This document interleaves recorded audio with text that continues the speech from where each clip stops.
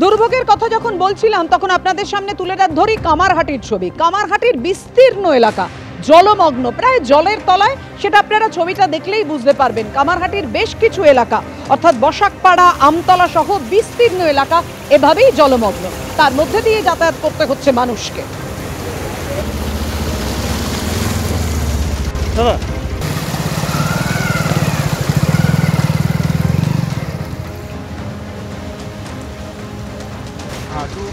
অসম্ভব জল, কি হচ্ছে জানা যায় না। বিগত 3-4 দিন ধরে একই রকম পরিস্থিতি, বৃষ্টির কারণে প্রচণ্ড বাজে অবস্থা। পৌরসভা কি জল বের করা? পৌরসভার তো কোনো আধিকারিক বা পৌরসভার কেউই এই ব্যাপারে অবগত কিনা জানি না, বোঝা যাচ্ছে না। বাট আলটিমেটলি তো মানুষ সাফার করছে, আপনারা দেখতেই পাচ্ছেন চারিদিকে কী অবস্থা।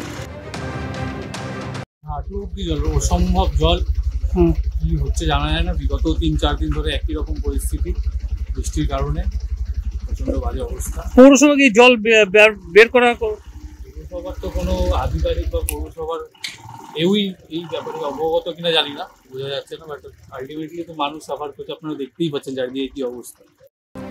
বুঝতেই পারছেন বর্ষার মধ্যেই এইরকম ভাবে বাড়ি ভেঙে পড়ার ঘটনা আরো বাড়ছে। নারকেলডাঙ্গার ছবি দেখিয়েছিলাম, যানবাজারের ছবি দেখিয়েছিলাম, দেখলেন কিছুক্ষণ আগে যে স্থানীয় মানুষজন বলছেন বর্ষা আগেই যদি বাড়ি ভাঙার কাজ করা যেত তাহলে এই অবস্থা তৈরি হতো না। মুচিপাড়ায় এখন যে ছবিটা তৈরি হয়েছে, যে ছবিটা দেখতে পাচ্ছেন, আমাদের সঙ্গে রয়েছেন, আমরা যোগাযোগ স্থাপন করতে পেরেছি আমাদের প্রতিনিধি আবির দত্তর সঙ্গে। আবির, যে আশঙ্কার জায়গাটা, ভেতরে কেউ আটকে নেই তো? দেখো, আমরা দেখলাম যে দমকল যখন এসে পৌঁছালো তখন দমকল এখানে স্থানীয় যারা রয়েছেন তাদের সঙ্গে সেটাই নিশ্চিত করা তারা চেষ্টা করছিলেন।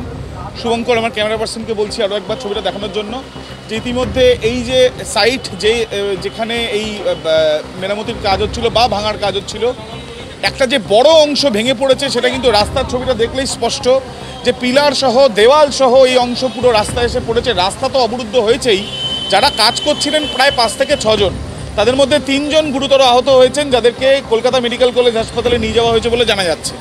স্থানীয় বাসিন্দাদের সাথে বা যারা এখানে ছিলেন তাদের সাথে কথা বলছিলাম, ভূমিকম্পের মতন একটা অনুভূতি হয়েছে এবং বা অনুভূত হওয়ার পর তারা প্রত্যেকেই বাড়ি থেকে বেরিয়ে রাস্তায় চলে আসেন। তার কারণ এই যে বিকট একটা শব্দ, চারিদিকে বৃষ্টি, এবং রাস্তায় বেরিয়ে তারা দেখছেন এরকম একটি গাড়ি, যে গাড়ির ওপরে কাঁচটা সম্পূর্ণ ভাঙা, ওপর থেকে ইটের অংশ পড়ে রয়েছে, সে তাতে পুরো দেখা যাচ্ছে রাস্তার উপরে এই যে কাঠামো বলা যায়, যে ঘরের একটা ঘর দেখা যাচ্ছে, প্রায় একটা ছোটোখাটো ঘর, সেটা পুরো ভেঙে পড়ে রয়েছে। সেখানে আবার দেওয়াল, এবং ইতিমধ্যে আমরা দেখছি যে দমকল এসছে, যেমন ডিএমজি এসছে কলকাতা পুলিশের, এছাড়াও মুচিপাড়া থানার পুলিশ এসছে, এবং রাস্তা সম্পূর্ণভাবে অবরুদ্ধ হয়ে রয়েছে। এই রাস্তায় সাধারণ প্যাসেজ, এখানে আশেপাশে বেশ কিছু বাড়ি রয়েছে, অলিগলি রয়েছে যেখানে মানুষ যাতায়াত করেন, সেটাও কিন্তু আপাতত করা যাচ্ছে না, সেই বিষয়টাই স্পষ্ট হচ্ছে। একেবারেই সব মিলিয়ে মানুষের দুর্ভোগের সীমা নেই। ধন্যবাদ তোমাদের দুজনকে এই মুহূর্তে।